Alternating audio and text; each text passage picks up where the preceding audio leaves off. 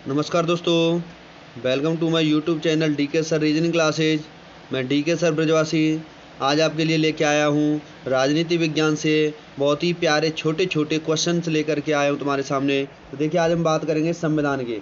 तो general knowledge में बहुत सारी सब्जेक्ट आती हैं, तो उसमें से हम बात करेंगे आज पॉलिटी की। तो राजनीतिक विज्ञान में से जो महत्वपूर्ण क्वेश्चन आते हैं, तो उन्हीं में से मैं छोटे छोटे प्यारे प्यारे क्वेश्चन लेकर के आया हूँ आपके सामने। तो चेक करते हैं अपने आप को, देखते हैं कौन छात्र कितने क्वेश्चन करके आता है। तो देखते हैं भाई, पीडीएफ में जितने भी क्वेश्चन हैं उसमें से कितने क्वेश्चन तुम कर पाते हो। तो प्लीज़ कमेंट करके ज़रूर बताना कि मैंने इतने अटैम्प्ट किए और मैंने इतने अटैम्प्ट किए, सही सही क्वेश्चन कितने कर पाए आप। तो कमेंट करके ज़रूर बताया करो, और आपको वीडियो कैसी लगी ये भी बताया करो दोस्तों। मैं इसी प्रकार से जिस प्रकार आपके लिए क्वेश्चन लाता रहूँगा दोस्तों। अभी मैं आपके लिए छोटे छोटे प्यारे प्यारे क्वेश्चन लेकर के आया हूँ। इससे बाद जैसे ही मैं नेक्स्ट वीडियो लेकर के आऊँगा, तो फिर उसमें हार्ड क्वेश्चन लेकर के आऊँगा दोस्तों। उसमें थोड़े से और लेवल के क्वेश्चन होंगे। तो आज हम बात करने वाले हैं राजनीति विज्ञान की। तो बिना किसी देरी के बढ़ते हैं फर्स्ट क्वेश्चन की ओर। तो देखिए, बात करते हैं। पहला क्वेश्चन क्या है, संविधान सभा के स्थायी अध्यक्ष कौन थे। तो दोस्तों ये पूछा गया है कि जो संविधान सभा के जो स्थायी अध्यक्ष थे वो कौन थे। तो देखिए दोस्तों, बात करते हैं स्थायी अध्यक्ष थे कौन थे। डॉक्टर राजेंद्र प्रसाद। कौन थे? डॉक्टर राजेंद्र प्रसाद। तो option number B is the right answer. अगर बात करते दोस्तों, अगर ये पूछते कि संविधान सभा के अस्थायी अध्यक्ष कौन थे, तो अस्थायी अध्यक्ष कौन थे दोस्तों? डॉक्टर यानी सच्चिदानंद सिन्हा। तो ये अस्थायी अध्यक्ष ये चुने गए थे, सबसे बुजुर्ग व्यक्ति थे सच्चिदानंद सिन्हा। लेकिन उसके 2 दिन बाद ही दूसरी बैठक जैसे हुई थी 11 दिसंबर 1946 को, तो उसमें डॉक्टर राजेंद्र प्रसाद जी को क्या बना दिया गया था? स्थायी अध्यक्ष चुन दिया गया था। नेक्स्ट क्वेश्चन है दोस्तों। देखिए, अब बात करते हैं नेक्स्ट क्वेश्चन की ओर। देखिए, अगला क्वेश्चन कितना प्यारा सा क्वेश्चन है दोस्तों। देखिए, ये पूछ रहा है कि भारतीय संविधान में कितने अनुच्छेद हैं। तो भारतीय संविधान में कितने अनुच्छेद हैं दोस्तों? देखिए, जब हमारा संविधान बना था उस समय जो अनुच्छेदों की संख्या थी वो कितनी थी? 395, 395 ही अनुच्छेदों की संख्या थी। तो देखिए दोस्तों, ये अनुच्छेद ना ही तो कभी बढ़े थे और ना ही ये कभी बढ़ेंगे दोस्तों। अगर बात करते हैं बढ़ने की, तो बढ़ते हैं इनके भाग। तो इनके केवल पार्ट बढ़ते हैं, भाग बढ़ते हैं दोस्तों। अनुच्छेदों की संख्या हमेशा के लिए 395 ही रहेगी। तो इसके बाद जैसे ही बढ़ते हैं, जैसे 51 का है तो उसी प्रकार से 21 का है। तो ऐसे जो बढ़ते हैं ना, वो इनके भाग बढ़ते हैं, ना कि अनुच्छेद। तो कभी भी एग्जाम में अगर क्वेश्चन पूछा जाता है कि भारतीय संविधान में कितने अनुच्छेद हैं, तो दोस्तों कितना आंसर देना आपको? 395। तो देखिए, बात करते हैं नेक्स्ट क्वेश्चन की ओर। मौलिक अधिकार संविधान के किस भाग में वर्णित है दोस्तों? तो देखिए, मौलिक अधिकारों का जो वर्णन किया गया है दोस्तों, वो भाग 3 में किया गया है। कौन से में? भाग 3 में इसका वर्णन किया गया है दोस्तों। तो अब बात करते हैं नेक्स्ट क्वेश्चन क्या है दोस्तों। देखिए, अगला कितना प्यारा सा क्वेश्चन है। इसमें पूछा गया है कि भारत का संविधान कब लागू हुआ था। तो देखिए, बात करते हैं दोस्तों।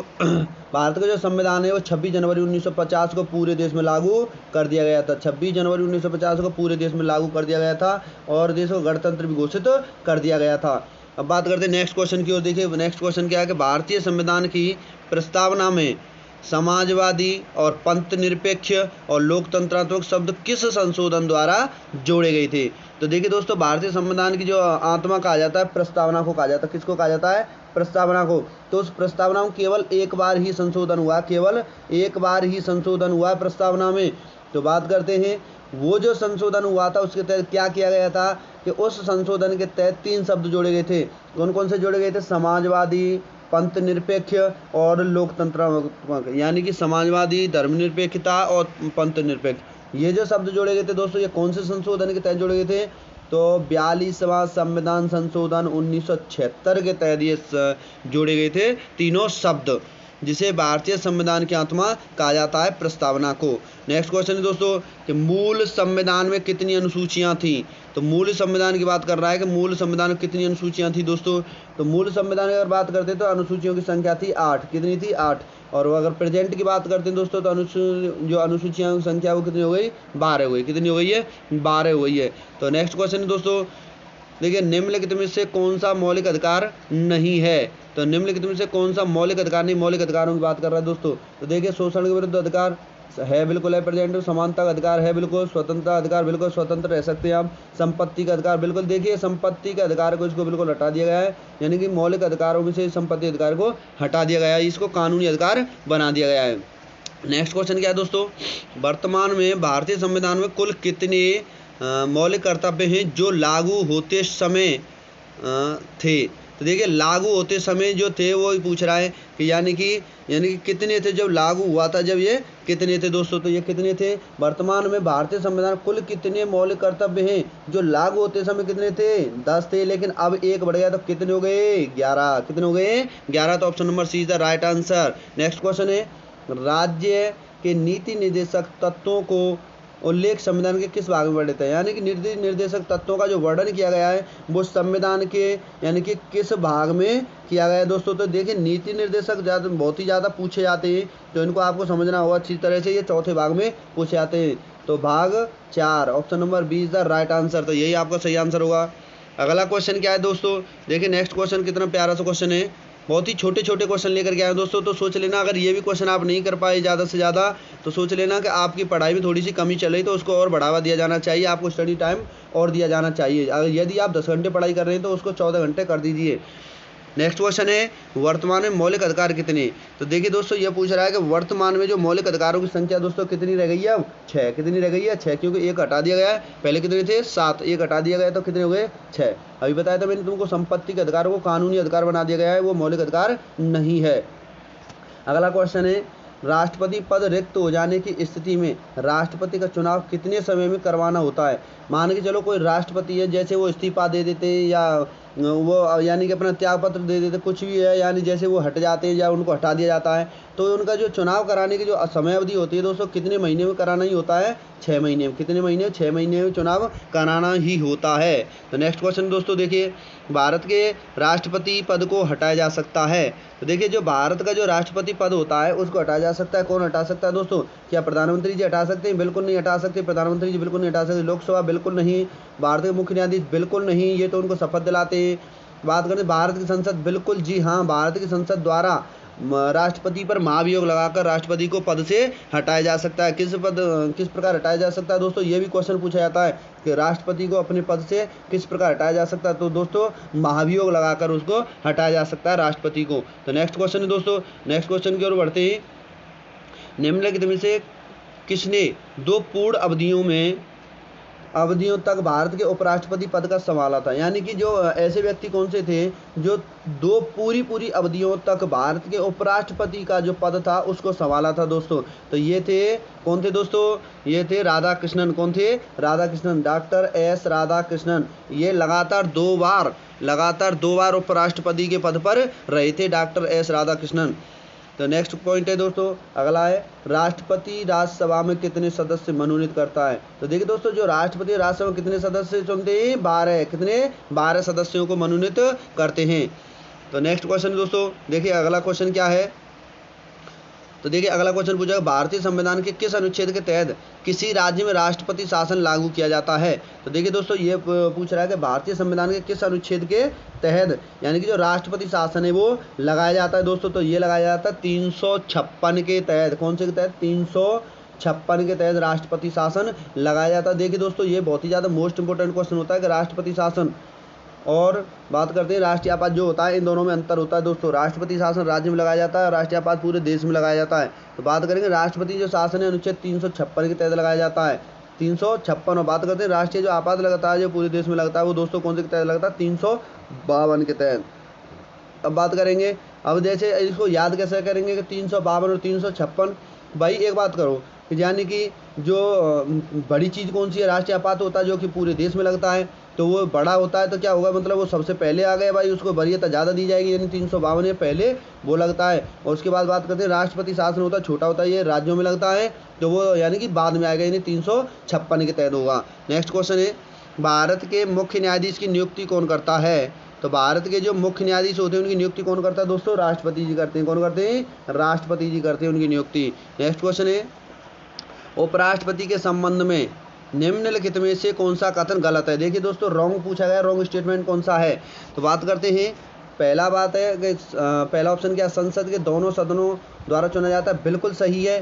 जो उपराष्ट्रपति होते हैं वो संसद के दोनों सदनों द्वारा चुने जाते हैं। नेक्स्ट ऑप्शन है 5 वर्ष के लिए चुने जाते हैं, बिल्कुल सही है, ये भी सही है और ये भी सही है। कम से कम 35 वर्ष आयु होनी चाहिए, बिल्कुल राइट, 35 वर्ष। राष्ट्रपति और उपराष्ट्रपति के लिए 35 वर्ष होनी चाहिए, प्रधानमंत्री जी के लिए 25 वर्ष होनी चाहिए, कम से कम आयु 30 वर्ष होनी चाहिए, बिल्कुल गलत, यही ऑप्शन आपका सही होगा दोस्तों, यही ऑप्शन सही होगा, ये बिल्कुल उपराष्ट्रपति के संबंध में गलत स्टेटमेंट दे रखा है, बिल्कुल ही रॉन्ग स्टेटमेंट होगा। देखिए अगला क्वेश्चन क्या है, राज्यसभा का सदस्य निर्वाचित होने के लिए कम से कम कितनी आयु होनी चाहिए। तो राज्यसभा का अगर तुम्हें सदस्य बनना है दोस्तों, कितनी आयु होनी चाहिए दोस्तों, राज्यसभा का सदस्य बनने के लिए 30 वर्ष की एज होनी चाहिए, कितनी होनी चाहिए, 30 वर्षों की होनी चाहिए। और राज्यसभा का सदस्य बनने के लिए कितनी आयु होनी चाहिए दोस्तों, 6 साल, 6 साल का होना चाहिए दोस्तों, तो 6 ईयर का होना चाहिए। नेक्स्ट क्वेश्चन क्या है, लोकसभा का सदस्य होने के लिए निम्नलिखित में से क्या आयु होनी चाहिए। यानी कि जब तुम्हें लोकसभा का सदस्य बनना है तो आपकी जो एज है वो कितनी होनी चाहिए दोस्तों, तो लोकसभा सदस्य बनने के लिए केवल 25 वर्ष होनी चाहिए, जो कि मैंने अभी बताया तुरंत, पिछले क्वेश्चन में मैंने तुरंत बताया कि जो यानी कि जो प्रधानमंत्री जी है, प्रधानमंत्री बनने के लिए कितनी आयु होनी चाहिए, केवल 25 ईयर्स, क्योंकि प्रधानमंत्री कहाँ से चुने जाते हैं, लोकसभा से, तो लोकसभा सदस्य बनने के लिए आयु कितनी आयु होनी चाहिए, 25 वर्ष। नेक्स्ट क्वेश्चन क्या है, राज्यसभा के सदस्य का कार्यकाल कितने वर्ष का होता है। तो राज्यसभा का जो सदस्य का कार्यकाल अभी बताया, तुरंत बताया दोस्तों, 6 ईयर, यानी कि 6 वर्ष का कार्यकाल होता है। कितना होता है, 6 वर्ष का कार्यकाल। अगला क्वेश्चन क्या है, देखिए दोस्तों, अगला क्वेश्चन है बहुत ही ज़्यादा मोस्ट इंपोर्टेंट क्वेश्चन है दोस्तों, बहुत बार पूछा गया क्वेश्चन है ये, कि राज्यसभा के सदस्यों की अधिकतम संख्या कितनी हो सकती है दोस्तों। तो देखिए राज्यसभा के जो सदस्यों की जो संख्या होती है कितनी होती है, 245 होती है, कितनी होती है, 245। लेकिन बात करते हैं अधिकतम की, अगर वो बात करता है अधिकतम कितनी हो सकती है, तो दोस्तों 250 हो सकती है, 250 से अधिक नहीं हो सकती है राज्यसभा के सदस्यों की। और लोकसभा के सदस्यों की अगर बात करते हैं दोस्तों, तो 552 हो सकती है। तो देखिए नेक्स्ट क्वेश्चन है, लोकसभा के सदस्यों की अधिकतम संख्या कितनी हो सकती है। लो आ गया, तुरंत आ गया दोस्तों क्वेश्चन, लोकसभा के बारे में पूछ लिया। तो लोकसभा के जो सदस्यों की संख्या होती है वो 545 होती है, कितनी होती है, 545 होती है दोस्तों। लेकिन उसने क्या पूछा है कि अधिकतम संख्या कितनी हो सकती है, तो 552, कितनी हो सकती है, 552, इससे ज़्यादा नहीं हो सकती है। नेक्स्ट क्वेश्चन है दोस्तों, संसद के दोनों सदनों के संयुक्त अधिवेशन की अध्यक्षता कौन करता है। तो देखिए संसद के जो संयुक्त अधिवेशन है दोनों की जो अध्यक्षता करता है दोस्तों, कौन करता है, लोकसभा अध्यक्ष। कौन करता है, लोकसभा स्पीकर जो होता है वो संसद के दोनों सदनों के संयुक्त अधिवेशन यानी बैठक बुलाता है। संसद के दोनों सदनों की जो बैठक कौन बुलाता है, लोकसभा अध्यक्ष ही बुलाता है। तो लोकसभा जो स्पीकर होता है वही इनको बुलाता है। तो आई होप वीडियो आपकी समझ में आई दोस्तों। तो प्लीज़ चैनल को सब्सक्राइब करें, लाइक करें और कमेंट करना बिल्कुल भी ना भूलें। जैसे ही आपको वीडियो लगी कमेंट करके जरूर बताया करो। यदि आपको कोई क्वेश्चन परेशानी, कोई अलग से क्वेश्चन, यदि आपको कोई प्रॉब्लम कर रहा है तो वो भी आप मेरे व्हाट्सअप नंबर पर बता सकते हैं दोस्तों। मेरा व्हाट्सअप नंबर है 7037 14 63 63। तो यही मेरा व्हाट्सअप नंबर है दोस्तों। इस पर आप अपनी कोई भी प्रॉब्लम अपनी भेज सकते हैं, सेंड कर सकते हैं दोस्तों। मैं आपका जवाब बहुत ही जल्दी दूंगा। 7037 14 63 63 इसी पर आप अपने बता सकते हैं दोस्तों। अगर कमेंट करनी दोस्तों, कमेंट आप इसी में कमेंट कर सकते हैं। वीडियो के कमेंट में ज़रूर बताया करो कि आपकी वीडियो कैसी लगी दोस्तों। तो प्लीज़ चैनल को सब्सक्राइब करें। जो भी भाई पहली बार जुड़ रहे हैं प्लीज़ चैनल को सब्सक्राइब करें और लाइक करें, कमेंट करना बिल्कुल भी ना भूलें कि आपको वीडियो कैसी लगी। ये जो मैं छोटे छोटे प्यारे प्यारे क्वेश्चन लेकर के आया हूँ, इनमें से आपको रिजल्ट अच्छा से अच्छा लेके आना, क्योंकि जो मेरी नेक्स्ट वीडियो होंगी उनमें थोड़े हार्ड क्वेश्चन होंगे। तो देखिए दोस्तों, आपका एग्ज़ाम पक्का निकलेगा दोस्तों। आप इसी प्रकार मेहनत करते रहिए और अपनी दौड़ बरकरार बनाए रखिए दोस्तों। आपको इस दौड़ में कभी भी पीछे नहीं हटना है, कभी भी नहीं हारना दोस्तों। हम भारतवासी हैं और भारतवासियों ने कभी भी हारना नहीं सीखा दोस्तों। तो हम मिलते हैं नेक्स्ट वीडियो में।